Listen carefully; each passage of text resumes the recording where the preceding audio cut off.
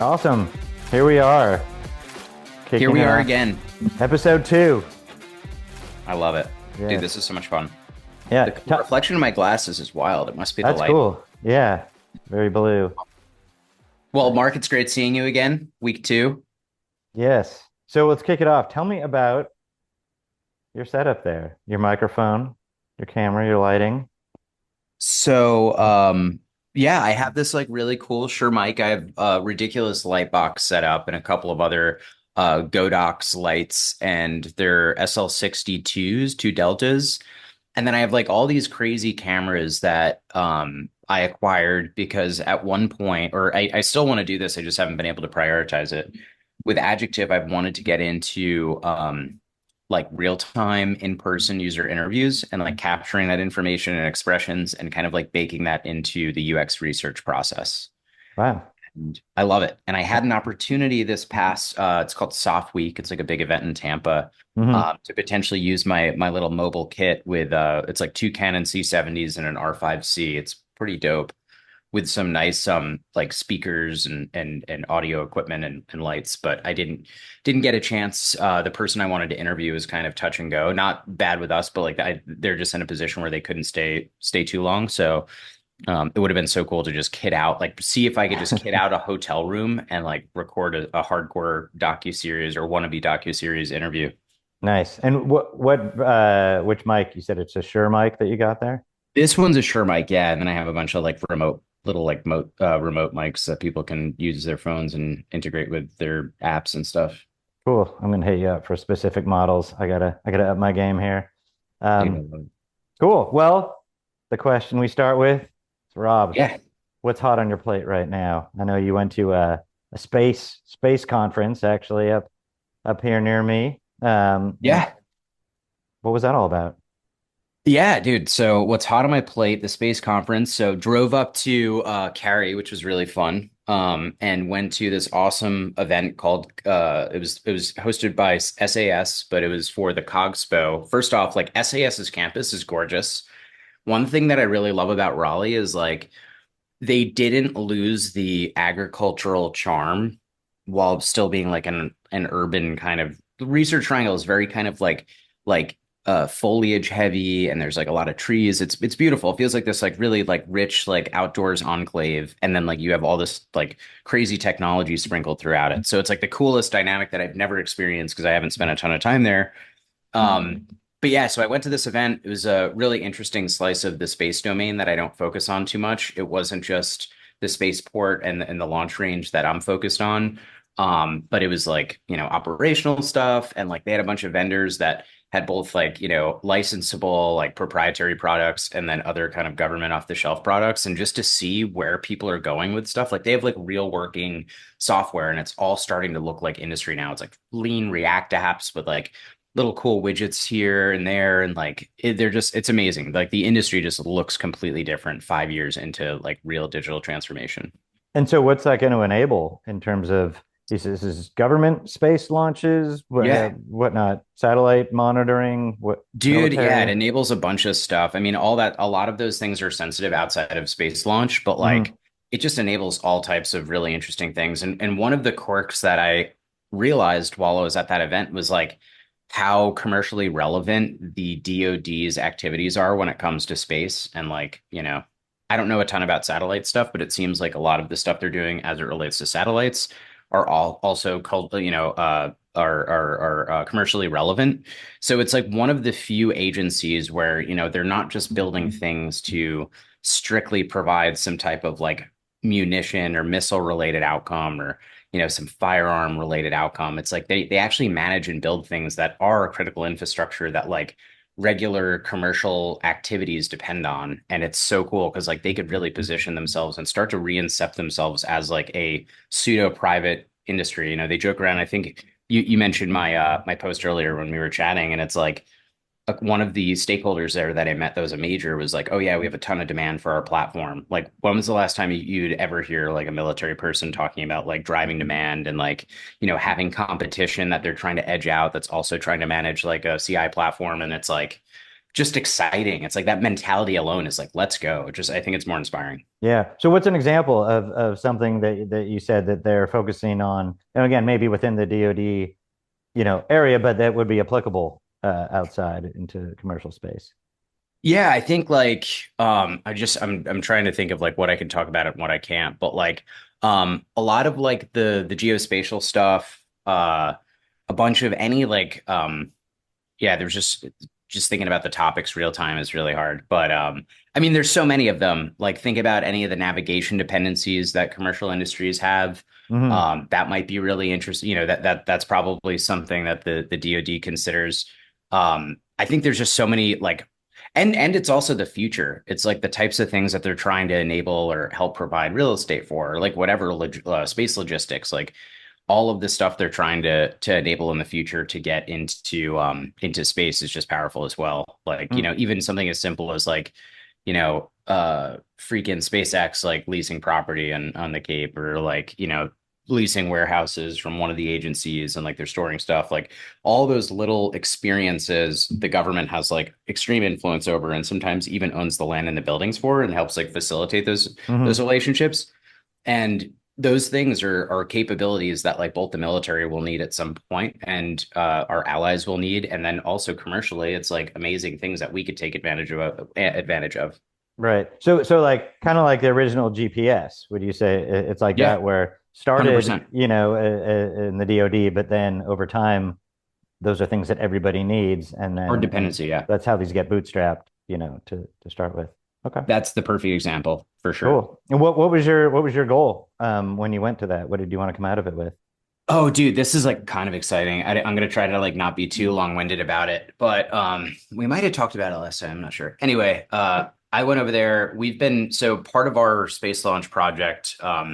I'm working with an amazing company called Metronome, and we're building out this product called Pulse Flow AI. And Pulse Flow AI is like super practical, and it's spun out of like a real deal product we're building, and it was like a problem we determined in the trenches while trying to build a solution for someone. So we were like, wow, managing algorithms is such a bear when it comes to CI/CD and like deploying to dynamic environments with like variables that have to be super opinionated for like defense environments and then dependencies that are always changing, data services and then like the data that's actually being used to calculate certain outputs. And so these algorithms, like they're having to deal with like a ton of dynamic things around them. So in order to manage them effectively and be able to like assess the quality of their outputs and do testing for them as well, just kind of commanded a harness or some type of SDK for them. So that's what we ended up building. And we want to get that SDK out to the world just because it's super practical. So we went there to kind of just expose that via like demos and slick sheets and stuff. And then I also got like a ton of feedback from like straight up, DevOps builders and platform engineers and stuff on like, where it would be valuable, like what it's kind of missing. And honestly, it wasn't missing a ton of stuff. It was just an area of like automation that people like maybe overlook now because they're all rushing to generative AI, but it's like Hmm. so practical when it comes to like industrial computation. Like there's just such a dependency on like traditional equations. Did Yeah. anything surprise you? I think I was surprised by how people recognize the value prop. Like I was like, this is going to be tough to walk through because like it's so practical and real, but usually you have to when you're trying to sell something that's just like Tylenol versus like, some really cool multivitamin, it's Hmm. like you have to like it really has to align with a pain point. And people have to be ready to just be like, I want something real that I can use today to solve a problem. And they also have to have context that's kind of around the SDK, like how challenging is CI/CD for government environments, how challenging is like managing accreditation, like all those like supplemental things. Hmm. And so I was surprised by all of those additional data points that people had where they could arrive at the value prop without a ton of magician work and over explaining and stuff. Right. So it It was sounds cool. like it's evolving, like Dude, that's for a lot sure. different than you've been Yeah. seeing. Super like lean, scrappy product though. Um, yeah, dude. I think it was a really good trip. Wish you were able to come through. I know you're super busy. Next time, next time. But it's interesting. Like, do you think the evolution is in like the government in general or the DoD or private sector or just people in general? Like who is actually shifting? I think it's, I think like, back in like even before my military time, I'd say, or before like my time where I got involved in defense, which is like pretty much my whole adulthood. Um, I feel like people really separated and isolated the DoD from commercial industry very intentionally. And obviously you see like venture capital getting really excited about the DoD. And you see other people that were kind of part of that isolated community start to recognize and work with the DoD. I think it's like especially in like our hyper connected fused world, like it's kind of strategically dumb to like separate those, like because everything kind of feeds into each other a little bit. Like when you think about the DoD, it's just like a snapshot of like society and industry. There's like human resources components to it. Yeah, sure. There's like weird like defense related missile things that are like not part of regular culture or like regular industry, but like other than that, there's like logistics, there's quartermasters, there's people that manage real estate, there's like the GSA that like work with the DoD to kind of like purchase land. Like there's a lot of components. The DoD is just like a massive snapshot of like everything we deal with in society. And uniquely, they're like completely in control of that snapshot. Like, so from a governance perspective, they actually have a lot of leeway and control. Whereas like other things in society, rightfully so, right? Like policy has to go through and you can't just like manage and control everything. It's a democracy. We have to vote on stuff. The DoD actually has an easy way to influence things when they decide they want to. So like I think that's what's kind of cool about it. Is like as soon as you help seed something that's like valuable or beneficial for like the public, the DoD can just stack their chips on it, rally, convince a lot of people horizontally, and all of a sudden you have like six generals saying the same thing, and it becomes a reality, which is kind of impressive. Yeah, definitely. So I think related to that, you also posted something about South by Southwest and the DoD. What's up with that? Yeah, dude, that so the I guess the story is like South by ended up pulling some sponsorships from, the Army itself and then a handful of, our favorite OG defense contractors like Raytheon and stuff. I don't know if it's actually Raytheon, but that company's name was thrown around. I have no idea, I'm not sure. But just something, and that's challenging, as a former soldier who has like empathy with the mission and stuff, like, it's unfortunate to see that like and also as like an artist, as like a straight up dude who went to art school, who's like a product designer, like I totally appreciate South by. I appreciate artists, I appreciate the culture, I appreciate the community. And it's like, how do you like kind of fuse them a little bit better? How do you make people kind of recognize each other's roles and at least not have animosity towards each other or like feel the need to protest, which like I'm so happy that people can protest. I love that. But it's like, I think in my opinion, if, I put on my like, I want to make the military, I want to get the military as much support as possible hat.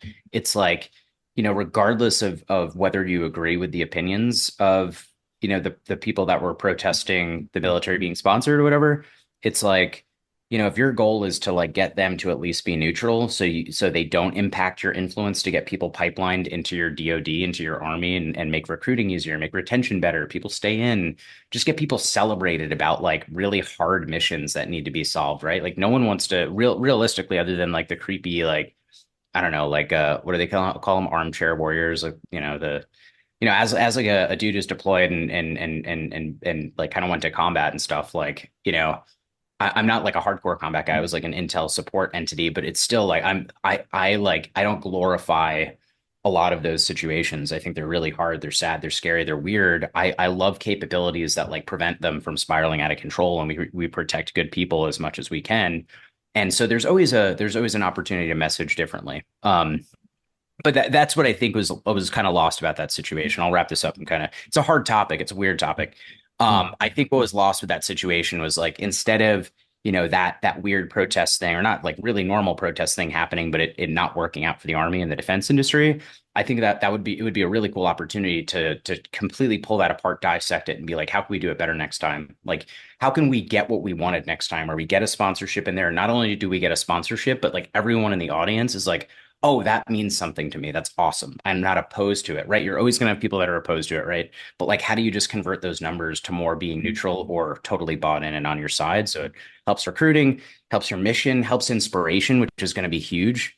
I'm not going to go into like the D draft word, but it is something that exists in society. Like they just released policy on like, certain people needing to register for the draft from 18 to, 26, I think. And it's like, it's just a reality. Like, do you want to like, let's say worst case scenario, we have to draft people. Do you want people to like be pipelined in that are like partially interested or like trying to look for ways to get out of that? Or would you rather it be like World War II where people are like, why can't I get drafted? Like I'm gonna, fib through my stuff and try to get in, like even if I have a medical condition, because I care so much about like the Mhm. ultimate outcome. Like obviously you want the latter. You want people that are just like personally like ready to put their life on hold for a cause that they can back and believe in. So that's just how I view it. But dude, I'm so interested in your perspective as like in industry gurus, someone who's worked at some of the most exciting companies in the country. Like, how do you feel about that whole South by Southwest kind of exchange and what happened? I mean, obviously you know more about it than me, but I think as a general theme, to your point, uh, a lot of people are very black and white on things of like this thing is because it has this name on it, it means something, and that things are either all good or all bad.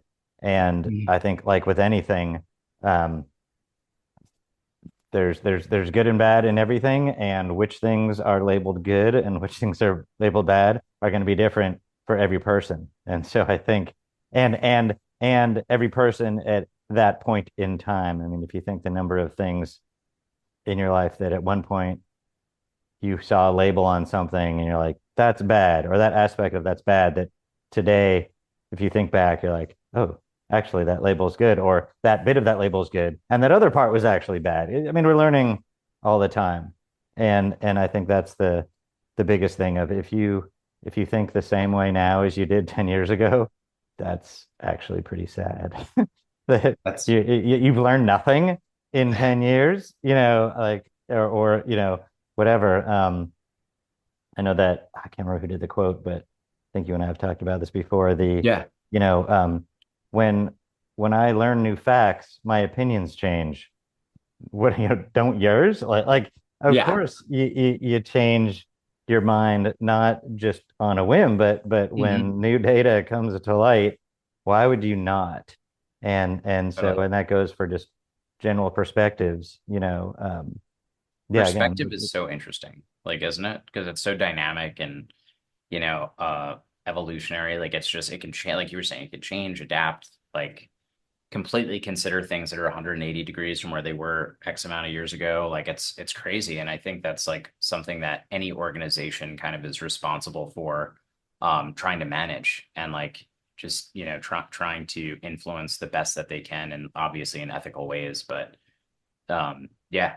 And we're seeing it, right? Like we're seeing it with the DoD. They reported, at least the Army, I think it's Space Force and Air Force isn't hit as bad, but, or I should say Space Force and Navy isn't hit as bad. I think the Army, Marines, and Air Force are like somewhere between like 15 and 30% recruiting deficit, which is not always awesome. Um, but I mean, if their goal is to recruit more people, I mean, the one way you do that is like incentivize them to want to spend time and join. And then it's like, not only do you incentivize them to want to join, but it's like, how much do you have to pay for them to join? Because like if you all of a sudden have to, pay them 100K bonuses, for a 2-year contract or something, let's say that's the most extreme version, plus you eliminate the need for them to like pass some type of like gate criteria for being good in your job or PT. That's a big one that always comes up. Like, can they pass a fitness test? Like, as you kind of have to like pull back quality and pay more for people. And then still, if you're not getting folks, it's an even worse multiplier. And it just starts to compound, like not having the right influence or being able to manage a perspective appropriately. Yeah, when I think, and it goes back to your point, like if the DoD does a better job at like spinning things off, or opening up with they're like, well, we need this thing to do X, and people might not agree with that X that they're doing. But if Yeah. then that spins off into things that again work for a commercial sector that people do want, um, Yeah. same with just space program in general. Again, I keep hearing things that like aren't actually true that they say, oh, this was developed, for, the Apollo missions or space shuttle, like Velcro or duct tape or whatever. And then or they used to, and then you hear like, oh no, actually it's not true. But so what? Don't let the truth get in the way of a good story. Is that a real It thing? Is that like, does that happen? oh yeah, like there's definitely many things. Like I think Velcro probably I'll have to go look this up. Is true of like that came from developing during the space program. Yeah. The duct tape, I think maybe wasn't, but there's a number of things like, and also, the what's the story of like, oh, the US spent how much money on the pen that'll work in space and the Russians just use a pencil. That one is not true. I'm almost positive I've Oh, interesting. read about that. But it's, those stories, again, they're still useful things in stories. Um, Yeah. That's because you want those because there's as much as you think is true that isn't, there's just as much that you don't know about that actually is true that effectively things would substitute just as well for yeah. the same stories generally. But yeah, like I think if people felt, again, the work that I do, at the DoD or any company, I mean, heck, you could say the same thing about any large company. The some people are like any large company is bad, just by definition. But it's like if you're doing work there that is showing tangible benefits outside of the company, like, um, and then you compare that to people also forget, well, what's the status quo? What are they doing now? Like you have to compare. It's easy to hate on something without thinking, well, what am I doing now? Where are my efforts going to now? And often it's to nothing. Yeah. All that time that you could be doing things that benefit lots of people. Um, that if you can, either just because you haven't really thought through it and the thing you're spending your time on isn't really helping anybody, or if you get too wrapped around like, well, I don't 100% agree with all the uses of this thing I am doing and not what it could become, Yeah. uh, people miss out. So And it's yeah, also, no, I totally agree. And it's also like,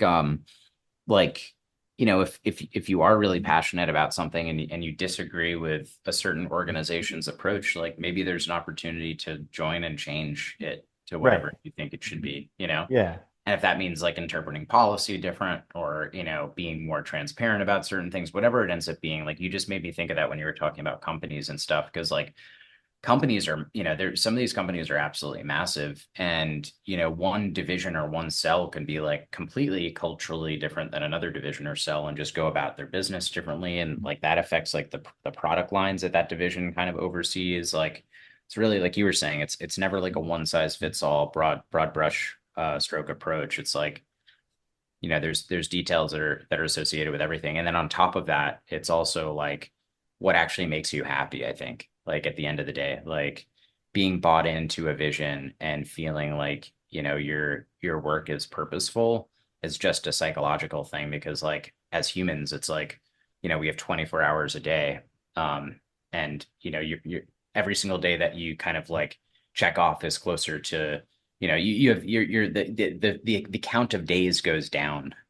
So it's like you want to be taking that time and converting it into something that like you feel like is worth your time and impacting something bigger than your immediate surroundings. Maybe, or it's not. It's like you just want to like indulge in something and you know spend your Yeah. time doing something else, painting, Yeah.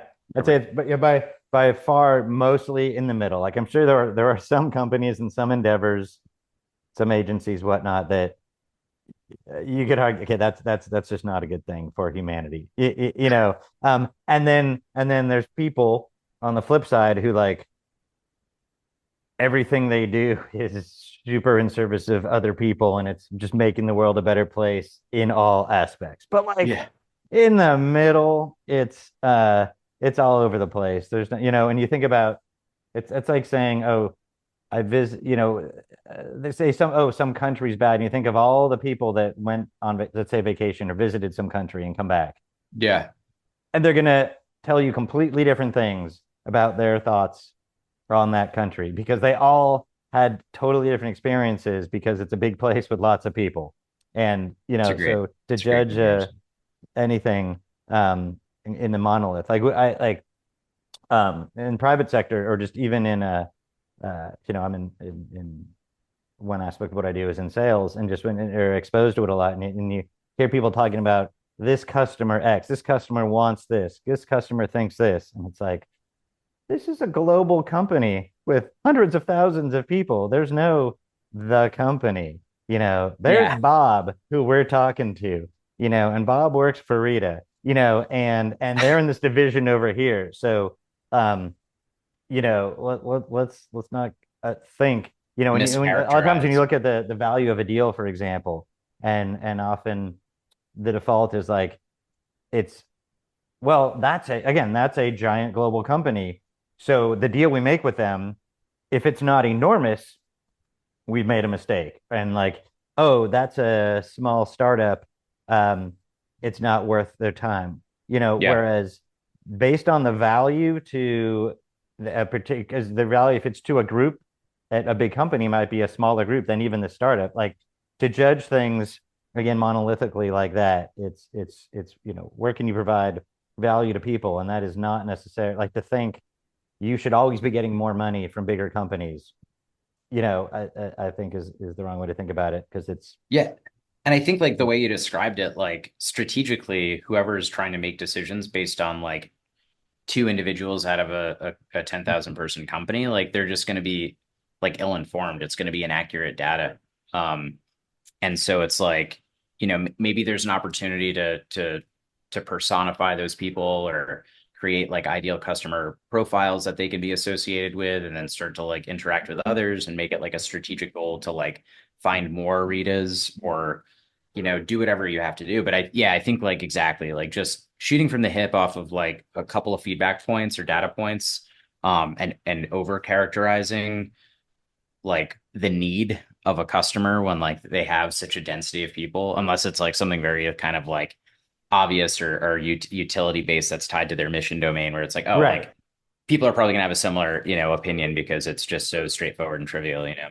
um but yeah, I totally agree with you. Like if people kind of just like they try to use cheat codes to make decisions, and usually unless they're lucky, those it doesn't work out too well. Yeah. Companies, agencies, they're all made of people, It's true, yeah. and they're all different. And I think that's our lesson to close on for today is, we're all just a bunch of people here. Yes. There's not faceless companies and faceless agencies that all do one thing, like just a bunch of people trying to do our best. Yes, 100%. Mark, this is Work awesome. together on Thanks again, things. dude. This is so much fun as usual. All right. Well, great. We'll bring this one to a close. Thanks, everyone. Talk to you later.